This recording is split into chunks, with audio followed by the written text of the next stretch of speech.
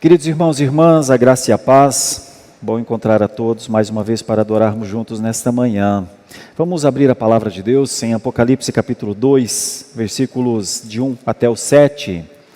Apocalipse capítulo 2, versículos de 1 a 7, é uma carta, a carta ao anjo da igreja em Éfeso, como está escrito aqui na palavra de Deus, e nós vamos pensar sobre o primeiro amor, a ênfase aqui dessa carta.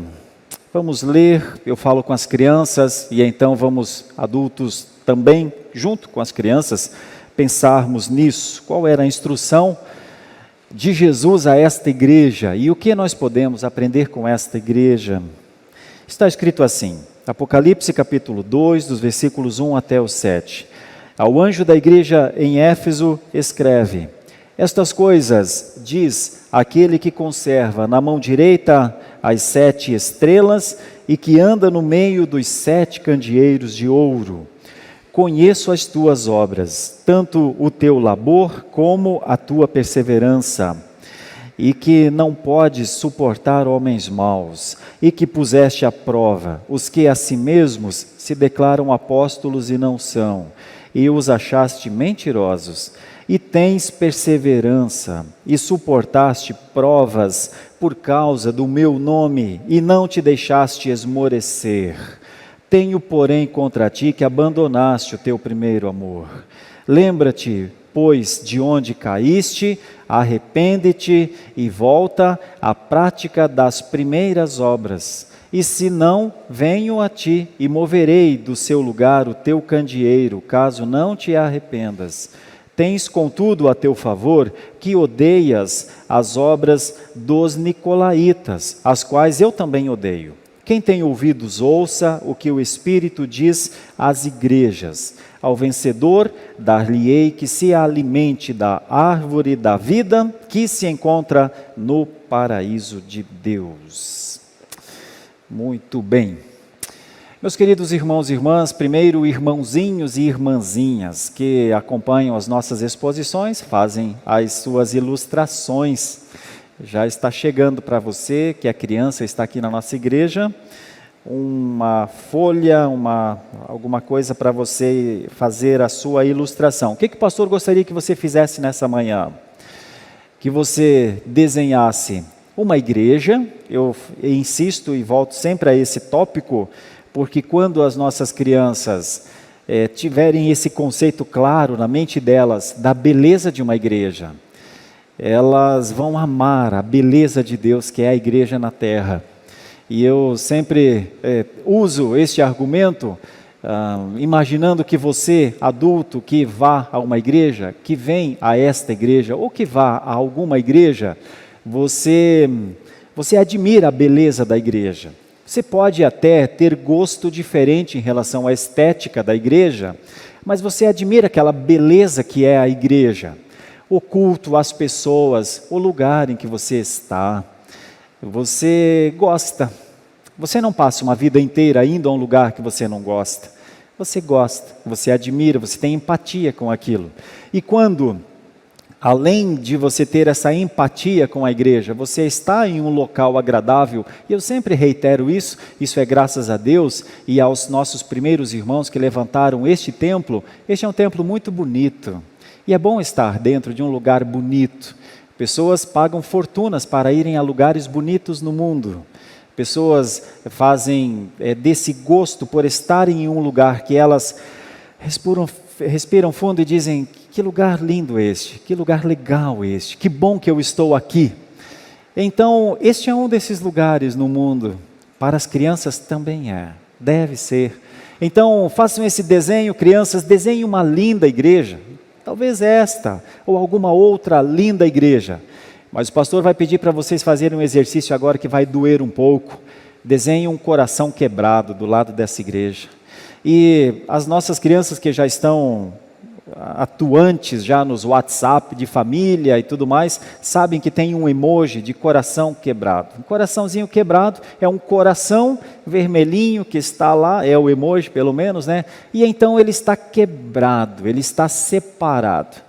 E você que é adulto sabe o que é um coração quebrado. Não só ali no emoji de quando você está querendo demonstrar que houve desamor em alguém, querendo demonstrar que poderia haver mais afetividade em alguém, mas você que é adulto sabe o que é um coração quebrado na vida. Você sabe o que é quando o coração está estremecido? Sabe quando é? Quando aquele coração não está pulsando, vibrando, como mais ou menos é a função de um coração no corpo humano. Tem coisa mais vibrante do que um coração no corpo humano? Pense, o seu coração agora, o que mais está vibrando dentro de você certamente é o seu coração, bombeando todo o sangue para todas as partes que o sangue precisa chegar no seu corpo, para que você esteja bem, seu cérebro esteja bem, sua mente esteja bem. Vejam, então é importante um coração vibrante neste sentido. Claro, eu não estou entrando aqui nas áreas da cardiologia, apenas dizendo que um coração pulsante, um coração vibrante, ele é uma parte fundamental no corpo humano. Mas já pensou agora a nossa criança que está fazendo o desenho aí? O pastor falou de uma igreja linda, uma igreja que enche os olhos. Mas já pensou se nossas crianças tiverem um coração gelado, um coração frio, um coração insensível para a beleza de Deus na terra, a agente de Deus, de comunicação, de amor de Deus na terra? Já pensou? Já pensou que reação difícil uma criança passar uma vida inteira tendo um coração gélido para com um amor tão grande? Igreja é um ato de amor de Deus. Eu sei que tem muitas igrejas muito diferentes. Eu sei que há igrejas que as pessoas precisam sair delas. Às vezes nós aconselhamos aqui, num ato de coragem, de ousadia e muitas vezes até de zelo para com a palavra de Deus. Há igrejas que distorcem a palavra, há igrejas que saqueiam o povo, há muitas igrejas no mundo que não são verdadeiramente demonstrações do amor de Deus. Mas quando uma igreja se preocupa com a palavra, se preocupa com a comunhão, se preocupa com o cuidado às pessoas, nós vemos ali a ação de Deus. E é dessa igreja então que eu estou falando, tá? Então já pensou se nossas crianças em algum momento se descubram como corações gélidos para com uma expressão calorosa de Deus, que é aquele lugarzinho que elas podem usar a vida inteira, enquanto Jesus Cristo não voltar ou elas não forem pela sua morte ao Senhor? Já pensou se elas reagirem mal a essa antessala do céu, a esse lugar de fraternidade, a esse lugar de suporte, de apoio, em que as nossas crianças poderão passar o resto da sua vida, se elas assim o quiserem? E você que é adulto começa a pensar, uma criança não terá tido uma boa atitude para com Deus, se o seu coração for um coração partido, um coração quebrado, não é? Pronto, então enquanto as nossas crianças vão fazendo esse desenho da igreja, desenho do coração partido, aí no lugar, ao lado da igreja, nós adultos vamos conversar um pouquinho sobre isso. Vamos conversar sobre esse primeiro amor aqui. Vamos conversar sobre esta igreja. Vamos conversar sobre o que é que Deus queria falar a esta igreja. Vamos tentar entender o que na fala de Deus, de Jesus Cristo, através de João, a igreja de Éfeso tem uma mensagem para nós. Vamos pensar? Então olhe aqui para essa carta. Eu gostaria de explicar um pouquinho essa carta, explicar primeiramente esta carta e depois buscar umas ideias aqui que podem nos ajudar. Deixa eu lhes ajudar primeiro a entender uma coisa. Veja o comecinho da carta. É uma carta, ela tem um remetente, né? Esse remetente, você sabe, João é quem está entregando, mas quem fez essa carta é o Senhor Jesus Cristo. Revelação de Jesus Cristo. Está escrito lá no começo, no capítulo 1, no versículo 1. A revelação de Jesus Cristo. Então vejam só, o destinatário inicial é este anjo da igreja em Éfeso, ao anjo da igreja em Éfeso. Então isso é mais ou menos como o anjo da igreja no local, a gente não era um anjo que estava lá, uma pessoa, um ser angelical que estava lá. Essa é uma designação para o líder daquela igreja. para aquele que servia naquela igreja. Então é uma carta ao líder dessa igreja. Jesus manda uma carta ao líder dessa igreja. Chega a me dar um arrepio, um frio na espinha de pensar. Uma carta chega ao líder da igreja da Lapa, ou à liderança da igreja da Lapa. Tem uma coisa a falar a você, líder dessa igreja. Você sabe que líder não é chefe, líder não é alguém que manda as pessoas fazerem coisas. Líder é quem serve a igreja, quem cuida da igreja, quem se esforça para fazer o melhor por ela, quem aponta um caminho, anda no caminho e conduz esta igreja a este caminho. É a este homem que a carta é destinada. Ao anjo da igreja em Éfeso escreve. Tem mais, posso até lhe dizer que alguns nomes foram anjos da igreja em Éfeso. Um deles era Timóteo, que cuidava da igreja de Éfeso quando Paulo deixou lá. Mas o próprio João também trabalhou nela. Então são muitos os líderes que cuidaram dessa igreja. É uma carta direcionada à liderança dessa igreja. Aí vem o que escreve. Escreve estas coisas diz aquele que conserva na mão direita as 7 estrelas e que anda no meio dos 7 candeeiros de ouro.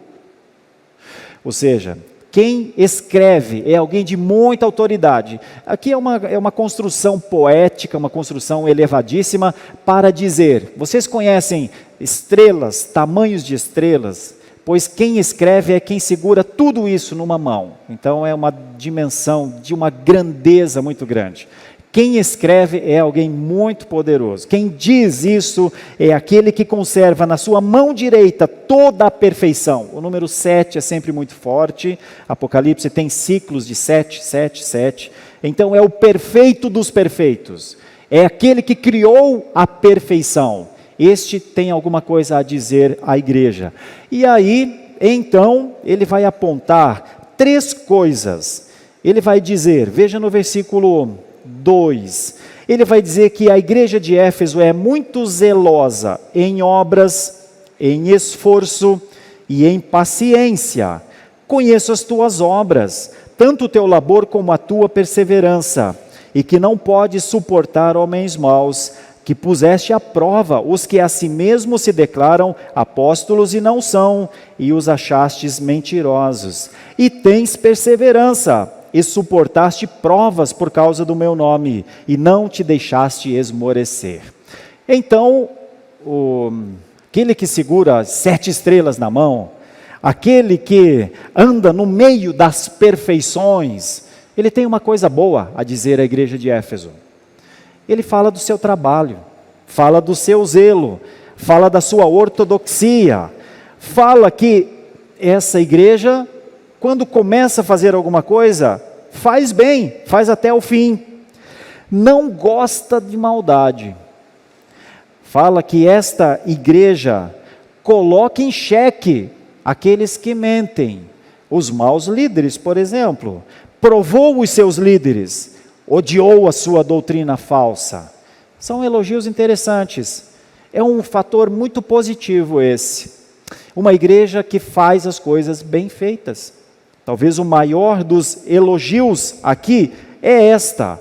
O que tem que se levar em conta, e nós vamos ver lá para frente, é se essas obras são suficientes para agradar aquele que está com as 7 estrelas na sua mão, caminha no meio das perfeições. O que essa igreja vai precisar entender à frente é que talvez as suas obras não sejam suficientes. Mas é muito positivo o que ele fala sobre o que essa igreja faz. Ela faz muito. Então vem um ponto negativo aqui. Essa carta tem ponto positivo, ponto negativo, ponto positivo. Ponto positivo. Igreja de Éfeso, vocês são muito ativos. Vocês são muito organizados. Igreja de Éfeso, vocês aí na região de vocês, olha, havia muitas igrejas ao redor, vocês são um exemplo de fazer as coisas. Vocês realmente são perseverantes, vocês não param no caminho, as pressões não derrubam vocês, as preguiças não impedem vocês de prosseguir, vocês vão até o fim. É um elogio bem interessante, é um elogio que em outros momentos, aquele que segura as perfeições na sua mão vai criticar outras igrejas. Essa não é uma crítica à igreja de Éfeso. Essa é uma igreja muito esforçada, muito paciente, uma igreja que doutrinariamente poderia se chamar de ortodoxa. Mas aí vem o versículo 4. Versículo 4 vai colocar em xeque todos esses atos bons. E diz assim no texto: tenho, porém, contra ti que abandonaste o teu primeiro amor. E aqui a gente precisaria entender, mas do que é que João está falando? Se uma igreja trabalha tanto, ela não está amando com o seu trabalho? Se uma igreja quando ela é zelosa por sua doutrina, ela não está demonstrando amor com isso? Se uma igreja se posiciona e faz apologética contra aqueles que falam mal das coisas da fé, isso não é amor? E então, esse que segura as perfeições na sua mão, diz, pode não ser. Pode não ser. Ou seja, pode que todas as boas coisas que se faz, sejam feitas com um coração partido. Olha que coisa. Onde será que Deus está querendo chegar? Em que área do coração da igreja de Éfeso Deus está querendo chegar? Notem que eles poderiam argumentar com as suas obras. O Senhor não pode falar isso de nós. Nós estamos sempre aqui. O Senhor não pode falar isso de nós. O Senhor, quando nos dá uma função para fazer aqui em Éfeso, quando o pastor nos chama, nós estamos todos lá. Não pode falar isso de nós? Veja as nossas obras. Mas aquele que conhece corações, quer conversar com a igreja de Éfeso num nível mais profundo, que nem sempre nós, igrejas, queremos conversar com Deus. O nível do nosso coração. Então, para a gente compreender o que é isso que está escrito aqui, tenho, porém, uma conjunção adversativa, ou seja, eu vejo tudo isso em você, igreja de Éfeso, mas eu também vejo uma coisa: você já não tem mais amor, ou você abandonou o amor, ou você abandonou o primeiro amor, você abandonou aquilo que fez você a comunidade mais feliz de Éfeso, aquilo que fez de você a comunidade mais corajosa de Éfeso, aquilo que fez de você o lugar que as crianças diziam: vamos à igreja, papai, mamãe, vamos lá, vamos ouvir a palavra, vamos lá. De repente, já não há mais isso. Que resposta é essa que a igreja de Éfeso não conseguiu dar? Para isso eu preciso ir para um outro texto. Quero convidar você para abrir na carta de Paulo aos Efésios, no capítulo 5, veja comigo, você encontra pertinho da carta aos Gálatas, você vai encontrar o texto de Paulo aos Efésios. Por que eu estou escolhendo uma passagem aos Efésios? Porque a carta é aos Efésios, a carta é à igreja de Éfeso. Vejam o que está escrito em Efésios 5, capítulo 5, versículos 25 até o versículo 27. Vejam por o que é essa reação contrária, essa relação diferente, dissonante da igreja. Está escrito lá, aqui o autor é Paulo, desta carta, e ele está escrevendo a família.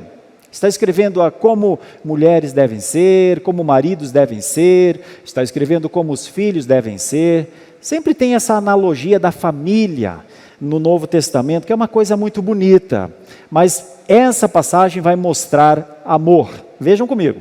Está escrito assim: maridos, amai vossa mulher, como também Cristo amou a igreja, e a si mesmo se entregou por ela, para que a santificasse, tendo-a purificado por meio da lavagem de água pela palavra, para a apresentar a si mesmo igreja gloriosa, sem mácula, nem ruga, nem coisa semelhante, porém santa e sem defeito. É a esse amor que a igreja de Éfeso não retribuiu. Quando João diz, eu tenho uma coisa para falar, para com aquele que, eu vou reforçar aqui, te amou tanto, que morreu por você, para que você fosse santa. Olha, Ele purificou você por meio da lavagem de água, pela palavra. Olha, Ele fez isso para te apresentar, igreja de Éfeso, igreja gloriosa, igreja sem mácula, igreja sem ruga, nem nada parecido, igreja santa, igreja sem defeitos. Ele morreu lá no madeiro, Ele foi humilhado daquela forma, por você. Ele se tornou o cabeça, você se tornou o corpo dele. Você foi conectado a Ele, o cabeça da igreja, para simplesmente viver com Ele. Você só existe porque existe Ele. Ele é aquele que conhece você, conhece as ações suas e conhece as motivações das suas ações. Você, igreja de Éfeso, talvez só conheça as suas ações e tente se justificar com as suas ações, mas Ele conhece o que motiva as suas ações, e entre os motivos das suas ações, igreja de Éfeso, não está o amor. O noivo vê a noiva sem amor. Quando nós imaginamos um casal dando início à sua caminhada cristã, nós podemos achar que eles são diferentes entre eles. Nós podemos achar que eles têm idades diferentes entre eles. Nós podemos reconhecer que eles têm culturas diferentes entre eles. Nós podemos reconhecer que um tem maturidade diferente do outro. Nós podemos reconhecer que um tem uma noção de vida diferente da noção que o outro tem. Nós podemos reconhecer que eles são duas pessoas tão diferentes entre si, que eles vão ter muito trabalho para continuarem ao longo da sua vida. Mas uma coisa que ninguém põe em xeque, quando uma moça e um rapaz se casam, é o amor. Só que o noivo olha para a noiva, vê o seu coração e diz, você já amou, mas não ama mais, não ama mais. Meus irmãos, uma das coisas mais duras, talvez, que Deus fala contra Israel no Antigo Testamento é, quando você era jovem, quando nós começamos essa caminhada, quando eu tirei você lá do Egito, quando eu te trouxe para uma terra, quando você conheceu o meu amor, você me amava, mas agora já não ama mais. Você continua caminhando neste lugar, você continua cultivando a terra que eu te dei, você continua experimentando o meu sol, a minha lua, a minha chuva, o meu frio, o meu calor, mas você não me ama mais. A igreja de Éfeso não amava mais. E aí talvez você pensaria, mas não é possível uma igreja não amar mais. Não é possível essa igreja de Éfeso, igreja de Éfeso, por que você não é como a igreja da Lapa, a igreja de Éfeso? Como é que você não amava mais? Não é?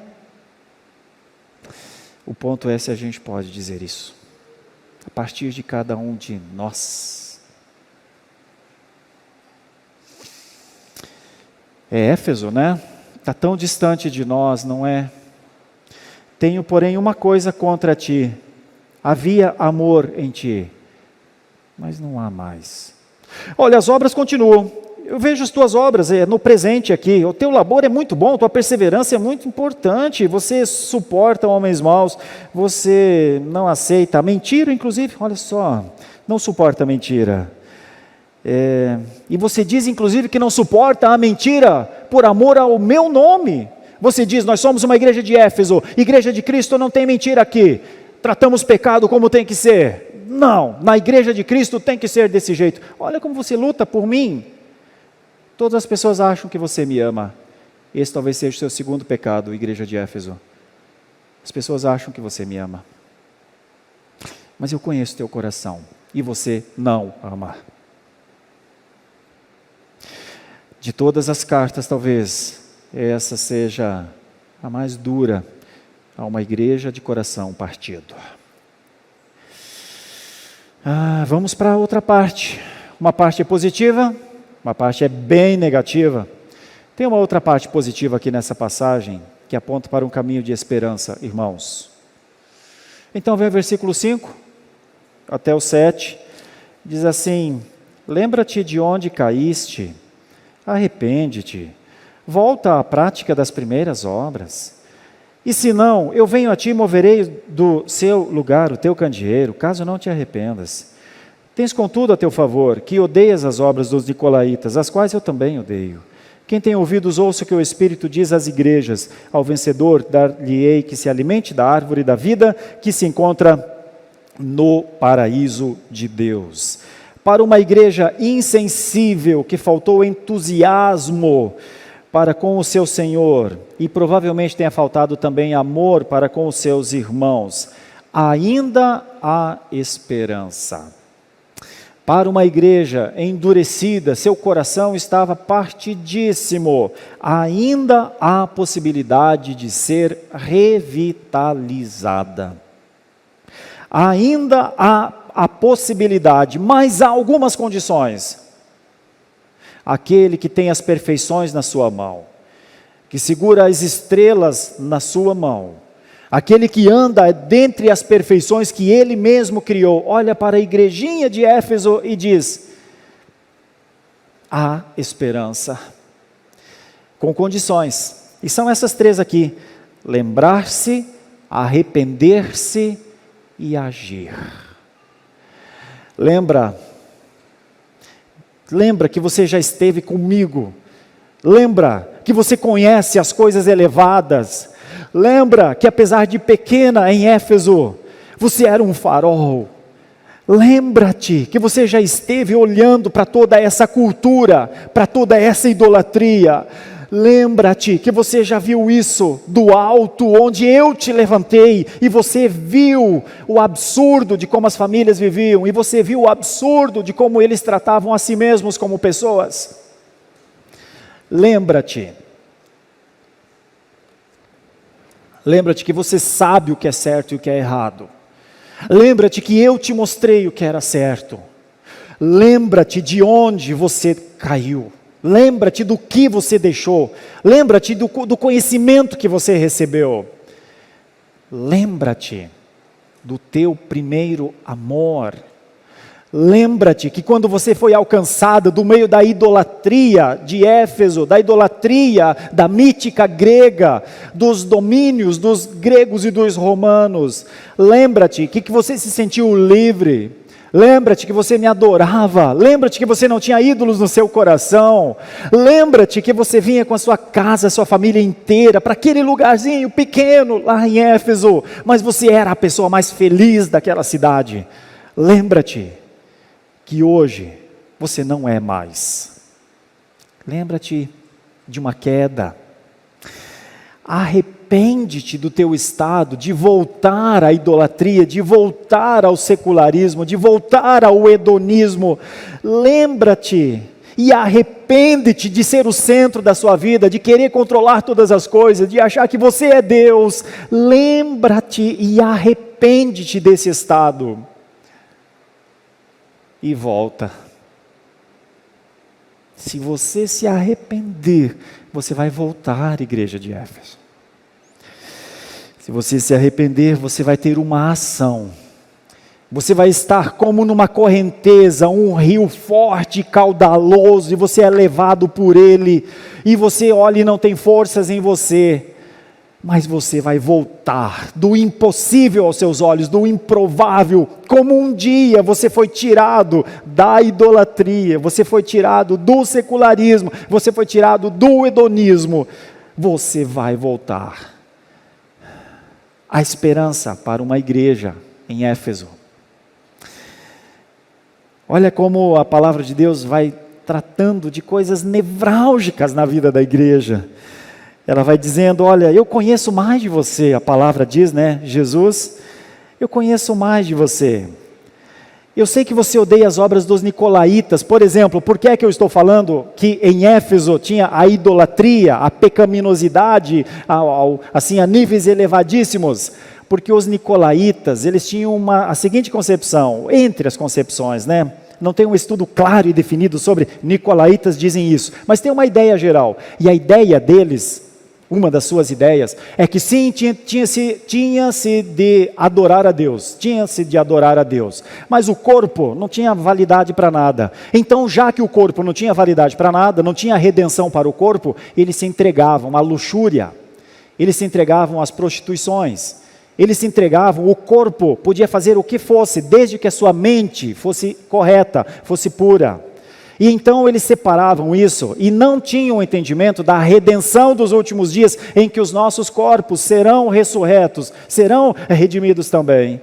Então, como eles tinham isso, não entendiam isso, era uma heresia, então eles viviam de maneira nefasta, de maneira irrestrita, não aceitavam que a igreja dissesse, abandone a prostituição, abandone as fornicações, não viva às custas de atender os desejos da carne. Eles não ouviam isso. Isso era nicolaísmo nessa época. Inclusive é atribuída possivelmente a um dos diáconos lá de Atos 6. Quando os diáconos foram escolhidos, um deles era Nicolau.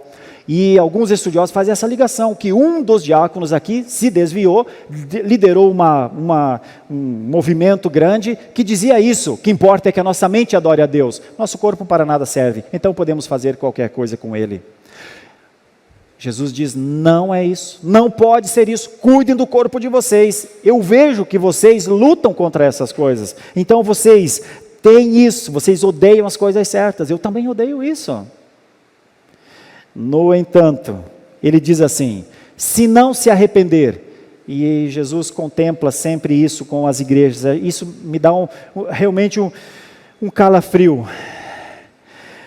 Lembra-te, pois, de onde caíste, arrepende-te e volta à prática das primeiras obras. E se não, eu venho a ti e moverei do seu lugar o teu candeeiro, caso não te arrependas. Ou seja, essa é uma margem muito importante para muitas igrejas viverem em disciplinas. Não é sempre que as igrejas se arrependem, meus irmãos. Haja visto que a gente conhece. Não é sempre que elas se arrependem das suas más práticas. Não é sempre que elas se arrependem do seu desamor. Aquelas que não se arrependem, já está prescrito o seu destino, está prescrito o seu fim.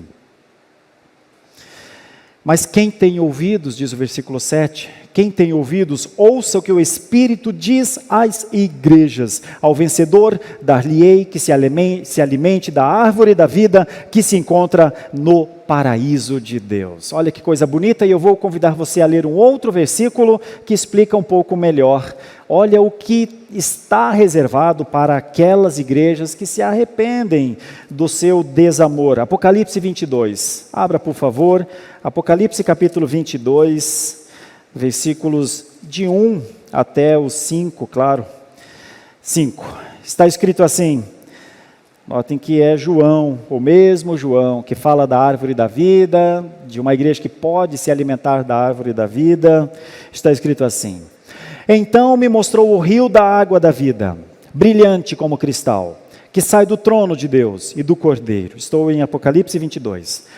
No meio da sua graça, no meio da sua praça, de uma e outra margem do rio, está a árvore da vida, que produz 12 frutos, dando o seu fruto de mês em mês. E as suas folhas da árvore e as folhas da árvore são para a cura dos povos. Nunca mais haverá qualquer maldição. Nela estará o trono de Deus e do Cordeiro. Os seus servos o servirão. Contemplarão a sua face, e na sua fronte está o nome dele. Então já não haverá noite, nem precisam eles de luz de candeia, nem da luz do sol, porque o Senhor Deus brilhará sobre eles e reinarão pelo século dos séculos. Olha, o Senhor Deus sempre amou muito a sua igreja, meus irmãos. O Senhor Deus amou tanto a sua igreja, que Ele deu o seu Filho, para que todo o que nele crê não pereça, mas tenha vida eterna. O amor de Deus por sua igreja implica colocar o seu Filho como o cabeça da igreja. Ele amou a sua igreja de tal maneira que Ele se deu por ela. Ele se deu por ela para apresentá-la pura, gloriosa, diante dessa árvore da vida. A igreja é essa instituição. Cura para os povos, enquanto aqui estamos, e lá nos tempos eternos.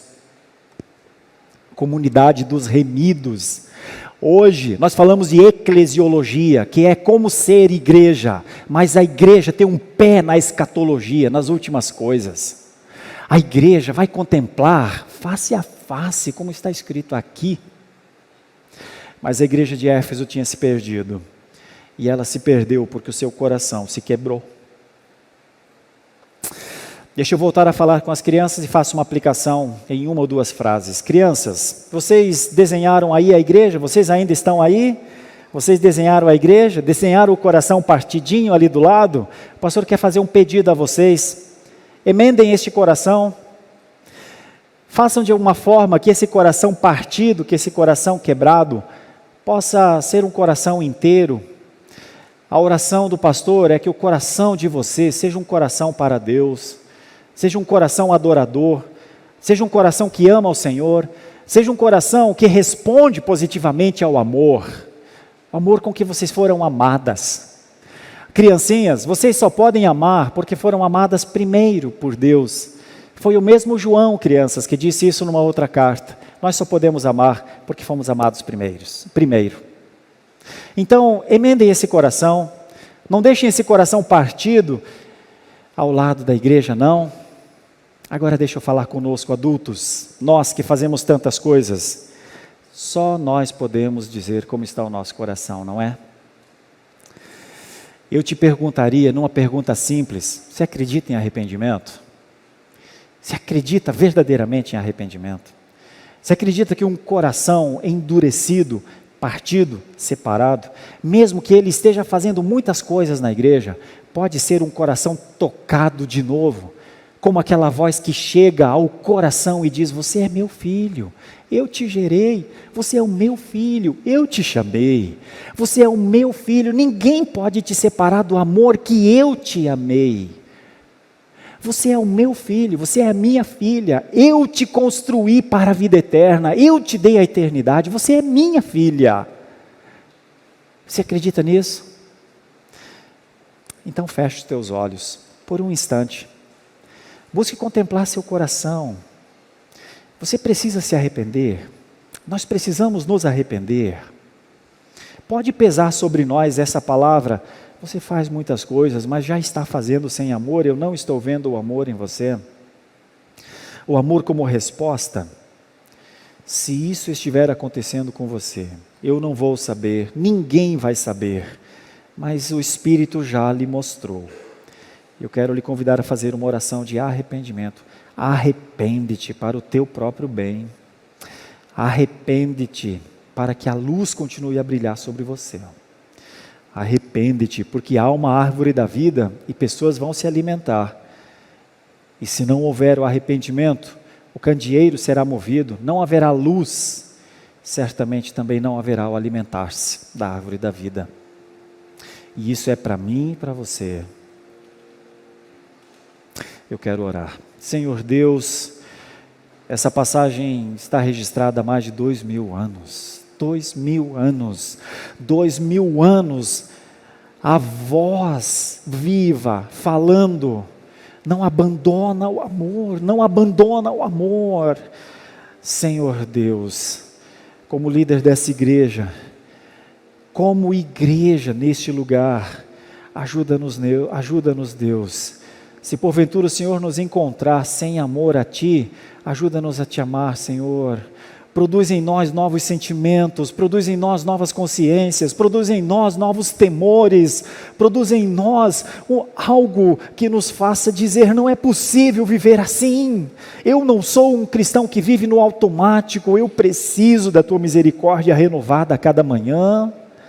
Senhor, não me deixa andar à margem de um coração pulsante.